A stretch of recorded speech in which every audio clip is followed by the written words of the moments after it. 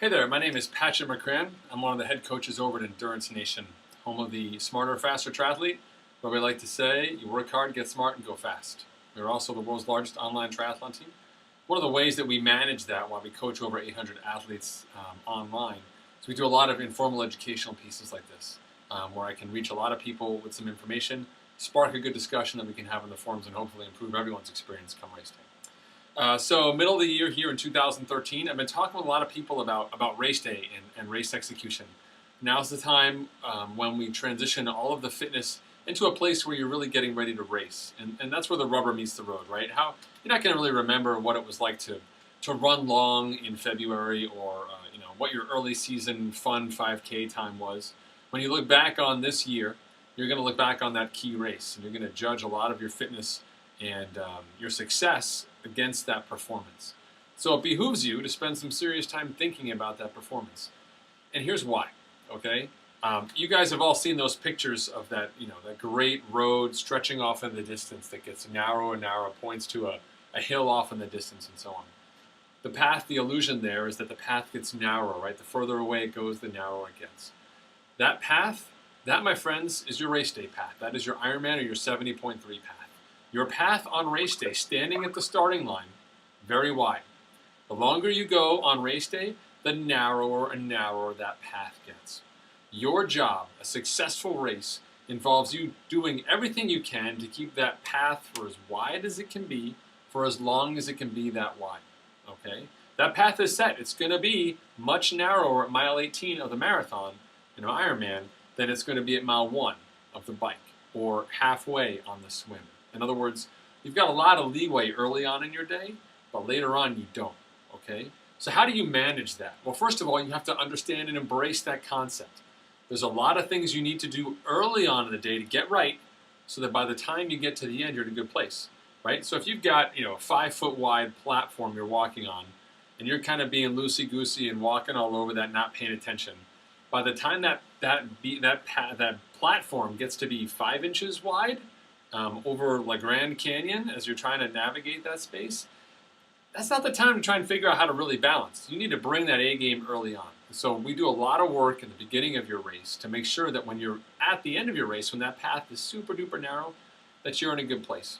Now it gets narrow in a couple of different concepts, right? Number one, it gets narrow in terms of your ability to focus mentally. That's crunch time. Those decisions you make at the end of your day are built upon everything you've done earlier. But they're also critical decisions that you need to practice in your training. Decisions, hopefully, that you've made early on in your training. You've tweaked your nutrition, tweaked your pacing. You've tried to figure out what it is you want to adjust in the heat or the cold, wind. You want to know what gear you want. All those things, hopefully, you've sorted through them. So by the time you get to that challenging part of race day, when you've only got that tiny little beam to walk on, you already know what you're doing. There's no guesswork. There's no changing things. You know exactly what you're doing because you're a veteran. You're racing like a true veteran on race day. Okay? Now, that's one thing is from your mental focus. The next piece to think about is your nutrition.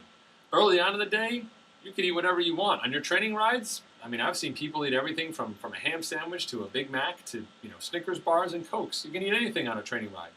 On race day, not so much. Race day demands a lot of your body, and you need to be super dialed in terms of your nutrition. You keep that system running very, very efficiently.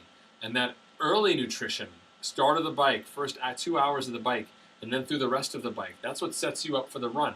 Because once you get to mile 6, 10, 12, 14, 16 of the run, the later you get in that run, the less you're going to want to be able to eat. Not only the less you're going to want to be able to eat, the less you're actually physically going to be able to eat.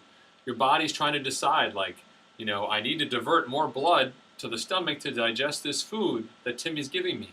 But simultaneously, Timmy's not slowing down. These legs are still pumping along at 8-minute miles. Timmy's legs, these muscles, they need blood for oxygen. So I got to give some blood there. Timmy's brain is kind of hurting. He's kind of low on the glucose thing. I got to send some blood up there. So you've got competing demands for essentially what becomes a limited supply of energy and resources on a strained system. And as such, it becomes harder and harder to do things. And your body starts to choose. It's going to pick the brain over the stomach, hands down. It's also going to pick the brain over your legs. You are going to prioritize legs over your stomach. You want to keep running. And eating is ancillary to that. It's supporting your running, okay? So in order to make that system work under stress at that point in time in race day, you have to do the work early on the bike to make sure that you're successful, okay? And that comes from both fueling and hydration.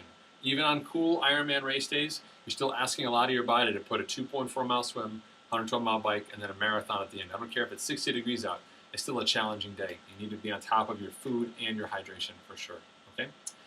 Finally, we talked about mental focus and we talked about your nutrition. The last piece of that finite area there is also your physical capacity, right? Everyone trains. Some people have great training cycles for races, other people don't. Some people can train 20, 30 hours a week. They seem like they're professionals. Other folks can only train 10, right? You've got what you've got. And inside Endurance Nation, in our 4 keys of race execution, we talk a lot about race days, about execution, not fitness. I will take someone who is 85% trained, but 100% ready to race, over someone who is 100, 105, 110% trained. And there are a lot of you out there who have no idea what you're going to do on race day. You're just going to go out there and do what you are going to make up on race day, right? I'll take that person who's ready to execute any day. And the reason why that execution piece is so important is because your body's ability to perform drastically declines. And it doesn't decline exponentially, right, or precipitously. For the most part, your performance is just slowly dropping. If we can keep all things being equal and keep effort steady and calories are good, you're just basically going to be kind of slowing down. And a successful Ironman is basically you slowing down less than the competition by the end of that race. Very few people will even split that Ironman marathon or negative split it in that case. Just a couple people in an Ironman will do that. So when you look at that in that sort of performance arena, you understand that your body is going to be degrading. One of the challenges is that for many of us, we've never been there. Or if you have done an Ironman, maybe you've done 3, 4. I've done 17 or 18 of them. I've only had 18 goes at the distance. I only know 18 times what it's like to be at mile 18 of an Ironman and what happens to my body. Just 18 times, right? That's it. 5Ks, I've done those a million times. I can go out and do one tomorrow. I can do that all the time. But from race day, very few instances when we actually get to that part of the day that really challenges us, right? And so when you hit that physical decline, when things are really narrow, one of the challenge parts of walking that fine line is that your body's ability to continue performing is significantly reduced. Your muscles are fatigued. Technique, form, totally out the window. Ability to perform simple tasks or math, totally out the window. All these things kind of start to come into play. And the way to defeat that narrowing concept on your race day is to have an excellent plan, to know what you want to do. So, hitting an aid station at mile 1 is easy. You got all the time in the world. You have plenty of things to think about. Hitting an aid station at mile 20, you can only think about like 1 or 2 things. Your body is totally limited. And the 2 things that you pick, they're critical. And you need to know what those are. You need to practice them and have that inside your head so you can focus on what's important. As your world gets narrower, as that path that you're walking on gets narrower and narrower, your execution has to rise to the occasion. And what separates, a really, really fit person from an 11-hour finish where they belong and a 14-hour finish where they don't are those decisions around execution. So, as you're thinking about your Ironman or your 70.3 race day, step back now and say, you know what? I'm walking this path. This path is plenty wide right now here as I'm training with 6, 8, 12 weeks to go. But I know on race day, it's going to get really tight and really narrow and very hard to walk. What are all the things I need to do now before I get on that balance beam to make sure that I can walk from the start all the way to the finish successfully? You can check off those boxes, you're going to have a fantastic race. If you need more help, you can check us out online at endurancenation.us.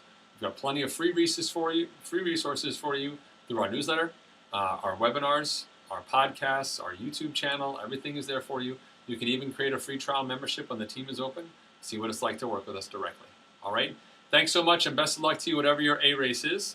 Be sure to check us out on Facebook and tell us how the A-race went and any feedback you have for us, okay? Good luck, guys. See you.